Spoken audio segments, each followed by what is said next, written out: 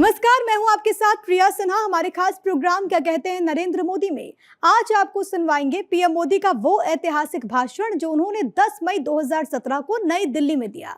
अपने भाषण में प्रधानमंत्री ने कहा कि टेक्नोलॉजी पूरे इकोनॉमिकल एटमॉस्फेयर को चेंज कर सकती है। ये ताकत है इसकी और हम इसको किस प्रकार से जीवन के हर क्षेत्र में प्रयोग में लाए, हमें प्रयास करना चाहिए और इसके महत्व को समझना चाहिए। आज हम टेक्नोलॉजी के संबंध में सरकार का जो अनुभव है, मैंने राज्य में भी काम किया है, यहाँ भी काम किया है। सरकारें या सरकार से जुड़ी हुई सारी व्यवस्थाएं, दुर्भाग्य से टेक्नोलॉजी का हमारा बड़ा सीमित अर्थ रहा, वो हार्डवेयर से रहा। हार्डवेयर खरीदना, हार्डवेयर बसाना, उसी को हमने टेक्नोलॉजी मान लिया। कई दफ्तर में आप जाएंगे तो पहले के जमाने में टेबल पे एक फ्लावर पॉट रहता था, बड़ा अफसर है तो बड़े ताजे फूलों वाला रहता था, छोटा अफसर है तो थोड़ा छोटा लेकिन फ्लावर पॉट रहता था। युग बदल गया, आधुनिकता आई तो फ्लावर पॉट की जगह पे एक बढ़िया सा कंप्यूटर रहता है। न उसने कभी उसको खोला है, न कभी हाथ लगाया, लेकिन बड़ा अच्छा लगता है।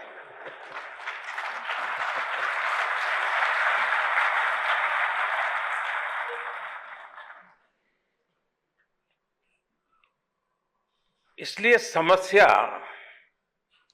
टेक्नोलॉजी की कम है, बजट की भी कम है। Mindset is a problem. और बुद्ध पूर्णिमा है तो भगवान बुद्ध की एक बात बड़ी प्रेरक है। वो हमेशा कहते थे कि मन बदले मत बदले, मंतव्य बदले, तभी बदलाव की शुरुआत होती है। भगवान बुद्ध का एक बड़ा ही प्रेरक संदेश है ये। और उस अर्थ में आज भी हमने देखा, हर किसी को लगता है कि अब 6 महीने हो गए, मोबाइल फोन का मॉडल पुराना हो गया, जरा नया मॉडल ला दे। कितना ही नया मॉडल लाएगा, फिर भी उसके जेब में कॉन्टैक्ट लिस्ट की डायरी रहती है, जबकि मोबाइल फोन में कॉन्टैक्ट लिस्ट के लिए पूरी व्यवस्था फिर भी उसकी डायरी रहती है। क्योंकि हम दोस्तों के बीच में बैठते हैं तो हाथ में मोबाइल तो अच्छा होना चाहिए, और ग्रीन एंड रेड बटन से ज्यादा कुछ पता नहीं होता है।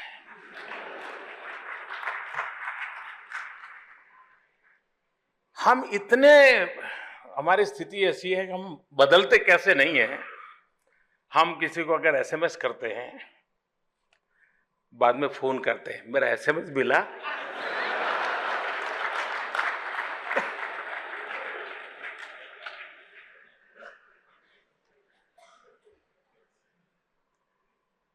चुनौती सॉफ्टवेयर में नहीं है, चुनौती हार्डवेयर में भी नहीं है।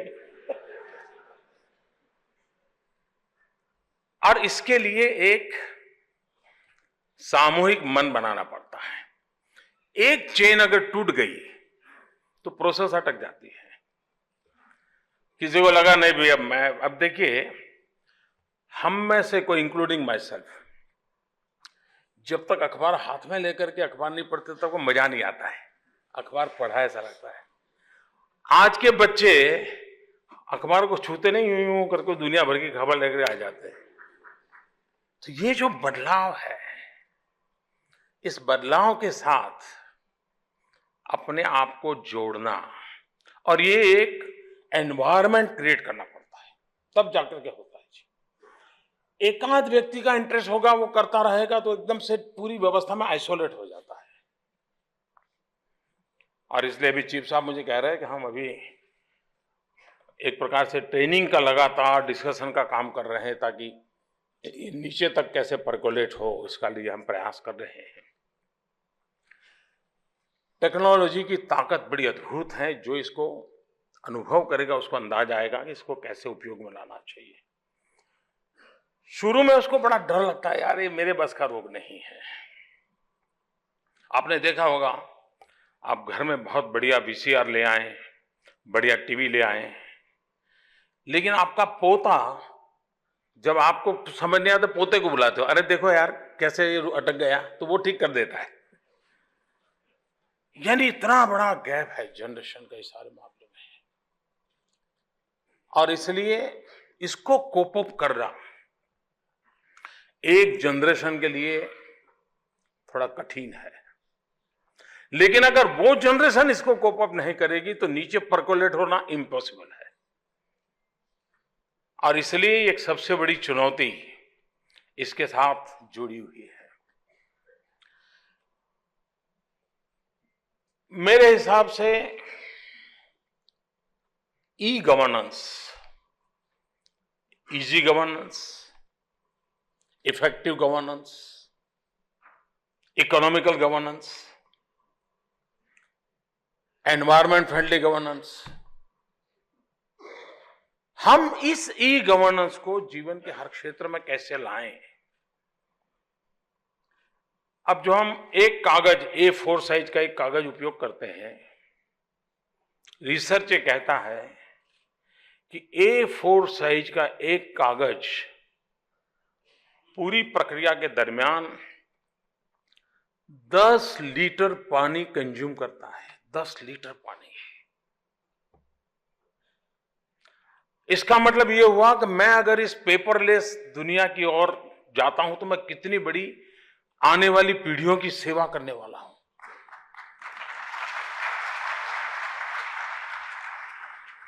मैं कितने जंगल बचाऊंगा, मैं कितनी बिजली बचाऊंगा।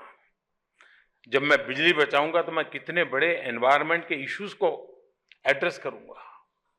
यानी एक प्रकार से ये व्यवस्था की अपनी एक ताकत है। लेकिन जब तक उस पूरे स्वरूप को हम नहीं जानते तब तक यार छोड़ो यार ये मेरा काम नहीं है।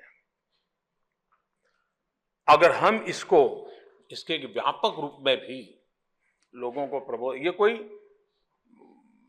पहले का सब बुरा था और पुराना था और ये करता है वही आधुनिक है, इस रूप में इसको देखने की जरूरत नहीं है।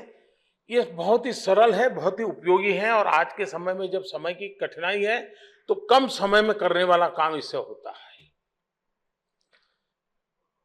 सरकार में बाय एंड लार्ज हमारा अनुभव ये है कि हम लोग ये मानते हैं, हमारे विभाग ये मानते हैं कि हम जो करते हैं बहुत अच्छा है, हमारी कोई गलतियां नहीं होती, हमारी कोई कमियां नहीं होती हैं। और स्वाभाविक है, जो जहां काम करता है वो ये मानता ही है। अभी 2 महीने पहले मैंने जरा एक रिस्क लिया। मैंने सब डिपार्टमेंट को कहा कि भाई आप मुझे बताइए कि आपके यहां आपको लगता है कुछ कठिनाइयां हैं, कुछ गलत हो रहा है, इसको ठीक करना है, या कुछ प्रोसेस को सिंप्लीफाई करना है, जरा दिखाइए। कुछ दिन तो नहीं साहब हमारा सब बढ़िया चल रहा है, कोई खास प्रॉब्लम नहीं है। मैं पीछे लगा रहा तो करीब 400 इश्यूज को आइडेंटिफाई किया अलग अलग डिपार्टमेंट का, 400, कि जिसमें सुधार की जरूरत थी या कुछ से कोई इंटरवेंशन की जरूरत थी। और बाद में मैंने यूनिवर्सिटीज को ये काम दिया, खास करके 18 से 20-22 साल की उम्र के बच्चों को, कॉलेज के बच्चों को दिया, और उनका एक हैकेथॉन का कार्यक्रम बनाया। 36 आवर्स नॉन स्टॉप एक ही छत के नीचे बैठ करके काम करना और इसके सॉल्यूशन ढूंढना। 400 इश्यू उनको दे दिए सरकार के। 42,000 बच्चों ने इसमें हिस्सा लिया। More than 100 universities and colleges ने उसमें भाग लिया, और 36 आवर्स नॉन स्टॉप एक ही छत के नीचे बैठ करके उन्होंने एक्सरसाइज की। एंड आई वाज सरप्राइज्ड, अधिकतम इश्यूज के सॉल्यूशन उन्होंने दिए हैं, प्रोसेस के सॉल्यूशन दिए हैं। ज्यादातर फिर सरकार के साथ उनका इंटरफेस हुआ, सरकार को उन्होंने बताया कि देखो इसका रास्ता ये है, इस कारण कई डिपार्टमेंट ने इसको एडॉप्ट भी किया है और ये पिछले 2 महीने में ही हो चुका है।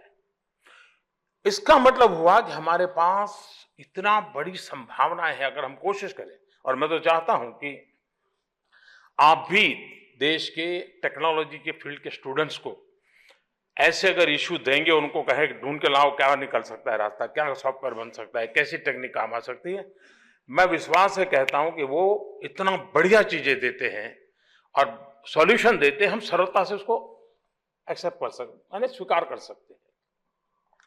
और मेरा मत है IT plus IT is equal to IT। अब ये अरिथमेटिक वालों के लिए काम का नहीं है। जब मैं कहता हूं, बड़े विश्वास से कहता हूं, IT plus IT is equal to IT, information technology plus Indian talent is equal to India tomorrow. ये सामर्थ्य है इसमें। इस सामर्थ्य का हम उपयोग करके कैसे आगे बढ़े। अब एक जमाना था जबकि करेंसी टेराकोटा के, मिट्टी के कॉइन बनते थे, दुनिया चलती थी। वक्त वो बदल गया तो कभी तांबे के सिक्के आए, कभी चांदी के आए, कभी सोने के आए, कभी चमड़े के आए, धीरे धीरे करके कागज के आए। अब ये बदलाव हम ही लोगों ने स्वीकार किया युग के अनुसार। अब वक्त आ चुका है कि अब कागज वाली करेंसी का वक्त जा रहा है। अब डिजिटल करेंसी हमको हमारे स्वभाव को बनाना पड़ेगा।